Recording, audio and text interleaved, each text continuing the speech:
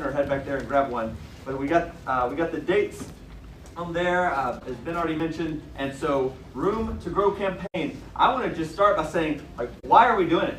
Y'all feel clear on why we're doing it? If not, I just want to help you out to know that there are some things we need to do at Grace Chapel to make room for more people. We have more people coming. I'm very grateful for that. 700 people who are, call Grace Chapel their church family, and a lot of others who come and visit from time to time. That is awesome. We want more people in our community to know about Grace Chapel, to know what you know. And there could be an attitude of, I like it just the way it is. I don't want people to come and mess up what we got, because it gets uncomfortable when stuffy in here, when more people come. And so that is a temptation to just say, I don't know that I want to grow.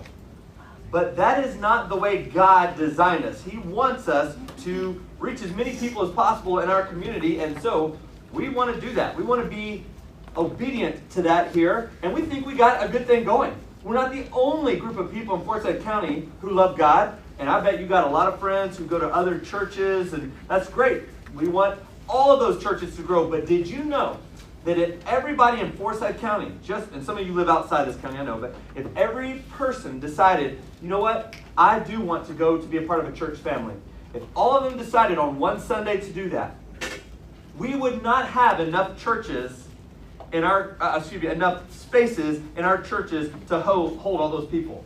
That blew me away. I thought, man, there's enough for everybody, but there's not. We want every person, every classmate of yours, every neighbor of yours, every family member of yours. We want every person to trust Jesus, to trust God with their lives. And we believe that when we talk about Jesus here, it's making a difference in lives. It is in yours, and it is in other people's, is what we hope for. And so we want to make room to grow for more people to hear the good news of Jesus Christ, the saving news that we'll talk about tonight and over this series. So that's why we're doing it. That's the motivation behind it. We want more people to know Jesus. You do not have to go to this church to do that. But we believe this is a place to help people get connected to Him and to others who love Jesus. Practically, it takes money to do that. It takes money to have this building. All of us are recipients of, blessed by people who've gone before us who gave, hundreds of thousands, actually over millions of dollars to make this possible. This land and this building and the staff and the missions we do and all of that. It takes a lot of money to do that. And we could go under a tree outside and hold church out there. As a matter of fact, I've been to plenty of churches like that in India. Maybe you have in other places. And that is an okay thing to do. It just makes it hard to do with the elements and with our culture. That's just not practical to do that. And so we want to be the best stewards, take the best advantage of this land we've already been given and make the most of it right here. And so we're going to pay off our debt here. We're going to make some renovations, some changes to our building here. I'd be glad to explain that more, or you can look at the pictures in the lobby. That explains a lot. And then, hopefully, if we get enough money, we'll say, there are more people who need to know the love of Jesus in our county or our area. Let's plant churches that we can reach more people. So, that's what we're doing. It takes money. If you are a part of the Grace Chapel family, we really want and hope that you will feel like you're a part of this too. Our children are a part of it. They're finding ways that they can be generous to earn money and to give money. You are a part of it. We are not sending home a bank with you. You may see some of those banks around the building that they're just little cardboard boxes. We gave those to our children. We're just telling you, bring it in a baggie or a big old satchel because you just are loaded and you bring in a bunch of money. A satchel? Who says satchel? I cannot believe I just said that word. Things that I said here surprised me something. Anyway, a duffel bag or whatever, however you make your money, do it honestly, and but make money. Find creative ways to make money. Talk with your small group about ways to do it as a small group. Use your talents, your gifts, find ways to do that. But let me tell you this. On March 22nd, I hope you all feel like I have a responsibility to give a one-time gift or 3 years commitment. That's a huge commitment. Who knows where you'll be in your life in 3 years, but do the math and think, could I commit to that? But regardless of how much money you give, what we really ultimately desire is the same thing God desires. Not just your sacrifice, not just your money. We want you to grow to become generous people because we believe generosity honors God. And that's what we're going to talk about tonight. So if it honors God, if it brings joy and it's a wonderful thing for Christians to do, then why is it so hard to do? That's what we're going to talk about in this first message. So let me pray as we get going. Brett, do I have this? Do I have control of this? Make sure to turn on. More than enough. That's our series we're going to get into in just a moment. Let me pray a blessing. God, you have been good to us, faithful, so generous. We want to acknowledge that tonight and to give you glory. And whatever is an obstacle for us to be generous, it's probably starting in the heart. And so may you work on our hearts, even as young people, whatever age, whatever amount of finances or talents we think we have, may we learn to bring that to you and trust you with those to make your kingdom grow in this earth. May your kingdom come, your will be done, right here in this room on earth as it is in heaven. Father, it's in Jesus' name we pray. Amen. More than enough. Here's the question, though. Here's a question. There are lots of questions. Brett, am I going to be able to have that on the back wall? Okay. Have you ever been worried you wouldn't have enough? We're doing a series where we're putting out the idea that God has more than enough, but have you ever worried you wouldn't have enough? And you may wonder, enough of what? So let me help you out. Let's get a little bit real here. My TJ Maxx bag. What is in here? These are examples of things that might cause you to have worry or anxiety if you ran out of these things. What am I going to go with?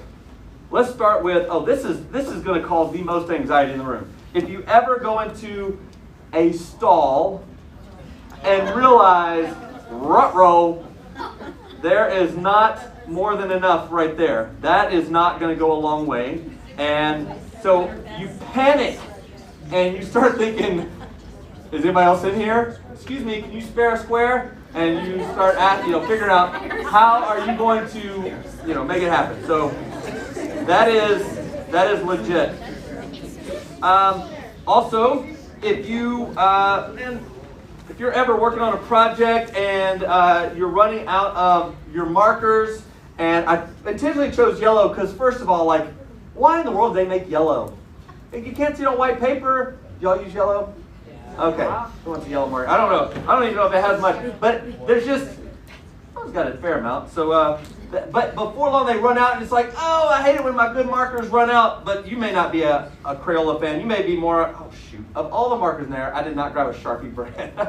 That's fun. Well, this is a Sharpie marker to your eyes. Sharpie, I hate it when a good Sharpie runs out, but more than that, I'm a whiteboard guy. So when that runs out, I'm in the middle of a meeting and I'm like, no, my white. So I carry around a box of whiteboard dry erase markers in my backpack just because I do not want to run out. I want to have enough. I get anxiety about not having whiteboard markers.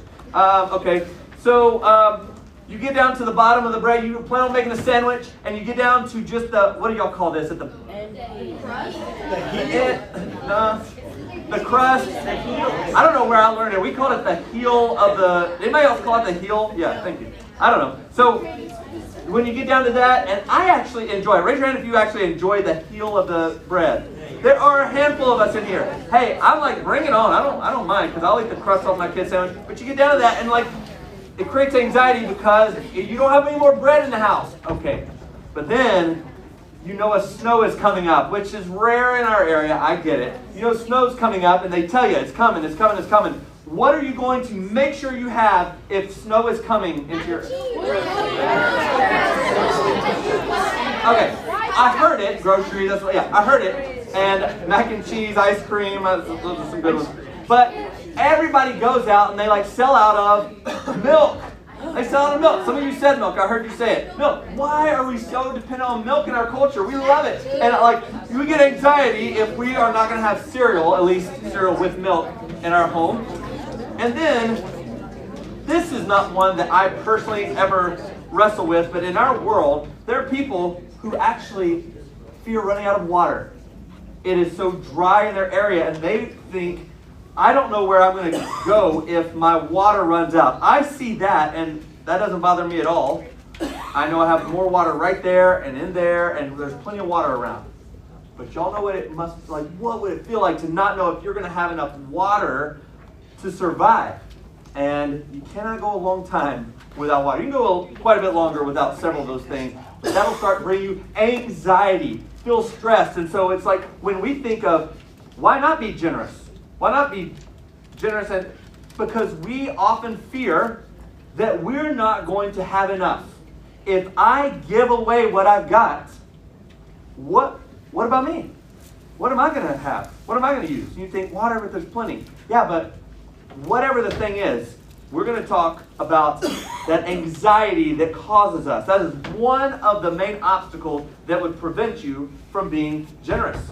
And so, would you guys who have a Bible, not everyone does, and that's fine, it's going to be on the screen, but if you have a Bible, look at Luke chapter 12. You're also welcome to look on your device if you do a pinky promise, if that's actually what you're looking on.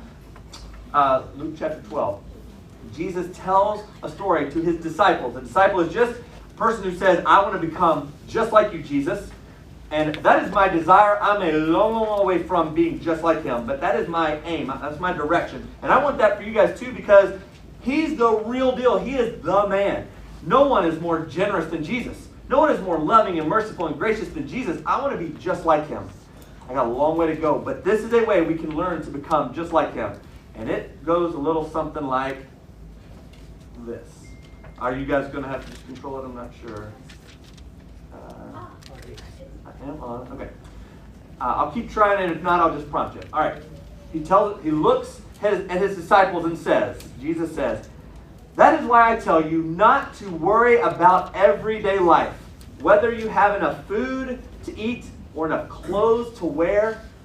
For life is more than food, your body more than clothing. Oh. Look at the ravens. They don't plant. They don't harvest. They don't store food in barns. They don't go to grocery stores and have to, Costco and buy a lot. There's no Raven Costco. For God feeds them. And you are far more valuable to him than any birds. Now, you pet lovers, you animal lovers in here, doesn't say animals don't matter, but it is something that's undeniable. Well, maybe you would deny it, but it's hard to argue that people are more valuable than birds, ravens, or whatever kind. Can all your worries add a single moment to your life? Rhetorical question, but the answer is no, you can't add more to your life, more time to your life by worrying. And if worry can't accomplish a little thing like that, what's the use of worrying over big things? If you're afraid about you're running out of time, how are you going to add more? Then why worry about bigger things either? All right, go ahead and hook me up there, Eli. Look at the lilies, how they grow. Lily, where's Lily? She's not here, Lily.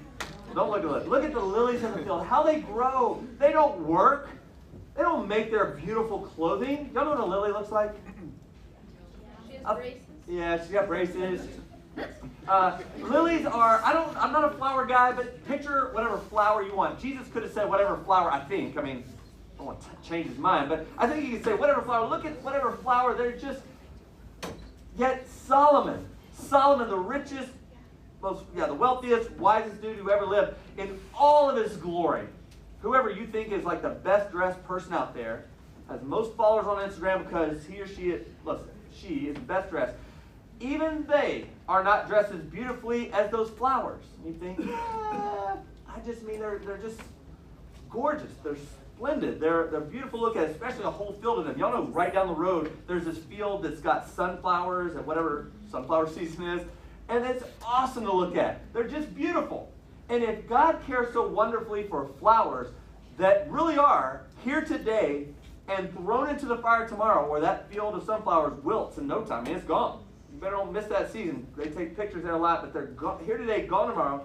He will certainly take care of you. Why do you have so little faith? What we want for you guys is to not have little faith, but have big faith that God is taking care of you.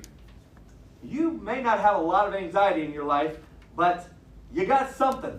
You got something that's worrying you. Am I going to, is this going to run out? Am I going to have enough So let's continue to hear what Jesus says. And don't be concerned about what to eat and what to drink. Don't worry about such things.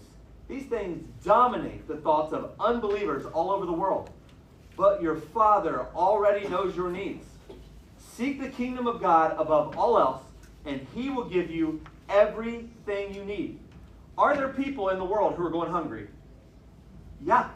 There are people who do not have food and water they need. Are there? Yeah. That is not, in my opinion, and in this teaching, according to Jesus, that is not God's fault.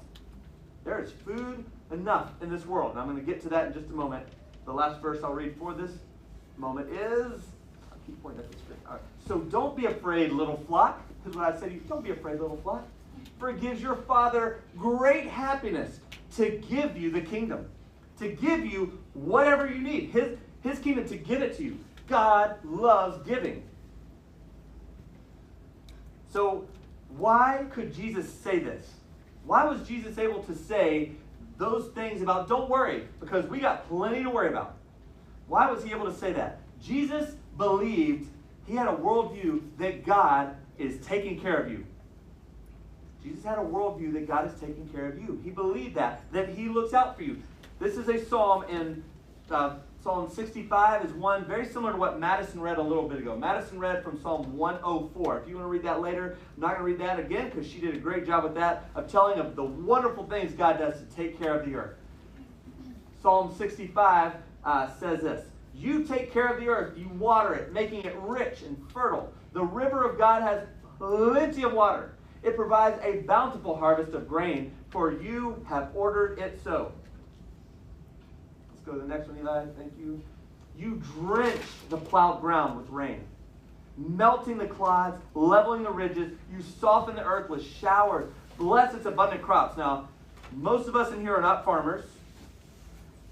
So when we get a lot of rain like we did the last few days, we're like, oh, it's so much rain. It makes us kind of dreary, and that's legit. But I actually don't know what that amount of rain does to farmers. I don't know. But I do know. The earth needs the water. Earth needs a lot of water. You don't have to be a farmer to get that part. And so he is taking good care of the earth. You crown the year with a bountiful harvest. Even the hard pathways overflow with abundance. The grasslands of the wilderness become a lush pasture. The hillsides blossom with joy. The meadows are clothed with flocks of sheep. And the valleys are carpeted with grain. They all shout and sing for joy. You know what that sounds like to me? Abundance. More, just this beauty. It's almost like a movie, or it's so picturesque. What came to my mind is, if you've ever been to Disney World, it's actually, I think, in Epcot, the ride Soarin'. Have y'all ever been on that? Yeah. Some of you. If you haven't, there may be a YouTube video where you can see what they show, but you're just flying in a virtual reality kind of situation, flying over the lands, and it is gorgeous and abundant. It's just lush and flourishing with stuff that is taking care of us, that I'm not having to go work on. Someone is working on that to take care of all of our families and feed our bellies, and we're set. There's so much out there. What this says to me is there is a God who is a generous host. He created this world. All that we just read, it's beautiful. Man, where do y'all love to go? The beach, the mountains, the rivers, the lake, wherever you like to sit and just look at the awesomeness of God's creation and just realize how well He takes care of us. He is a generous host on this planet, this wonderful place that we call home. He takes care of us. We're safe. You think, not always, but that's how He designed it way back. In our origins, in the Garden of Eden, this is how He designed it. It was like He created this humongous, beautiful party. Think about when you go to your grandma's house or your aunt's house, wherever you like to go at holiday time, and there's just so much food. It feels so comfortable there. It's warm, the fire's going, you just feel so welcome. There's always snacks out, and she bakes chocolate chip cookies, and it's just so abundantly overflowing with goodness, and it never runs out. You never fear, am I going to have enough? That's at your grandma's house, and she's good, but she has limited resources. Our generous host is the Creator, is Yahweh, God, and so We have only, what can he run out of? He can create enough for everyone. Our generous host has given us all that we need for our lives. Jesus trusted in God's abundance. Jesus believed in this generous host. So are you willing to believe in a generous host like that? Are you willing to believe God is taking care of us, so if there's a shortage of anything, it's not God's fault? God is taking care of his people with abundance. This is what James, the brother of Jesus, said about God's provision. Whatever is good and perfect, anything that you can think of that's good, that you're like, I have something positive going in my life, it's a gift coming down to us from God our Father, our generous host, who created all the lights in the heavens. All those things we just read about, and the waters and the food, the bountiful harvest, all of that. Who's responsible for that? It ain't your daddy, because your daddy works hard, I hope. Your mama works hard, I hope, to bring home the money and take care of you. And you think, yeah, but what if they lose their job? What if it runs out? Every good thing comes down to us from God our Father. All the abundance you enjoy in your life, all the good things you enjoy that you could list on that piece of paper where it says, ways God has shown generosity. And you may get a chance to do that in your small group, or when you get home and put it in your Bible and think about it. Whenever you think of something or experience something, it could be on the grand global scale or in the personal, in the privacy of your life. You recognize God is being generous in that way for you. This is a way that you can praise our generous host. So tonight, what we want you to do, what we want to start this series with is, you do the next slide, trust God's abundance. Do you believe that God has enough for you? Do you believe that there is more than enough for what you need to fill all your needs and some? If you were to take inventory of all he's done for you and count up numerically with the cost of how much you're worth right now, do you think it's enough to take care of your needs? And the answer is probably yes in this audience. I'm talking to a group in India or in Mexico or in a small village in Africa, certain places, even here in Forsyth County. The question, they may not be able to answer that so quickly, like, I got some real needs. I would want them to know that Jesus said you can trust God's abundance. So maybe your problem is not anxiety about is there going to be enough. Maybe you're good with that. You got enough. You feel confident about that. Then what we're going to use this series to do, what we hope for you, is that you develop an attitude, a response to the goodness, the abundance God's given you.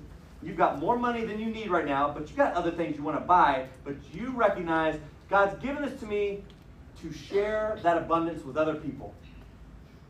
So I want to go back to the passage we started with in Luke. If you'll go to that next slide. This is how Jesus ends that little section. Luke 12, he says, so sell your possessions, give to those in need. This will store up treasure for you in heaven. And the purses of heaven never get old or develop holes. You're never going to lose money. You're never going to run out.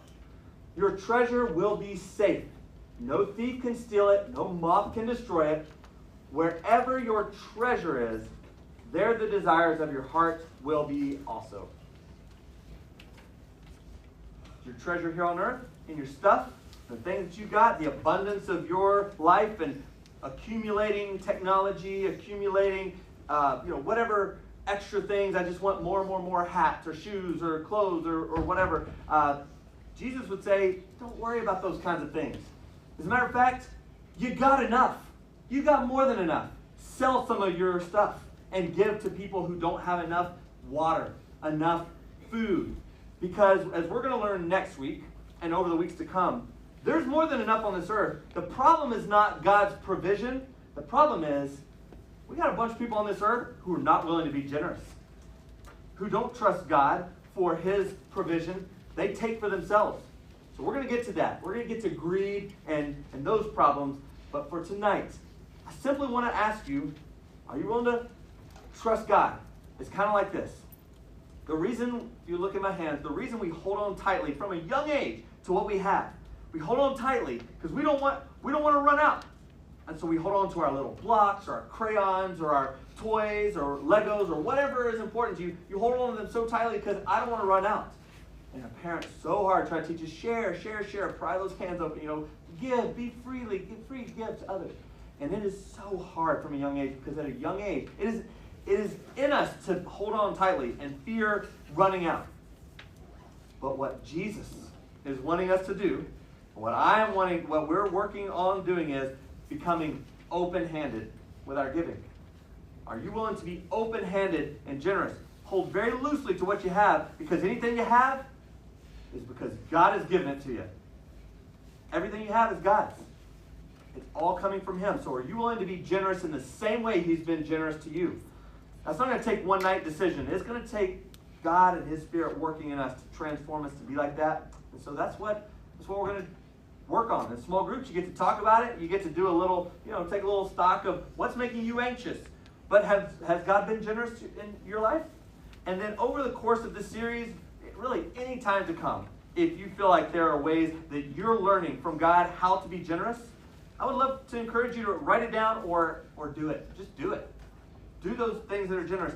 It will likely involve money, but it will also involve your time or your talents, your spiritual gifts, or your gifts of whatever kind. Are you willing to be freely generous? If you're an encourager, something I've learned about myself, a spiritual gift of mine is to be an encourager. It would be just like God to be free with that encouragement and tell people as much as I can the good news about Jesus and how wonderful they are, beautiful they are. And so I want us to be generous with everything we got because of how God's been generous to us. So I hope you have a great conversation in your small group. And if you're not sure where that is, I'll be glad to point you in the right direction. Come right here.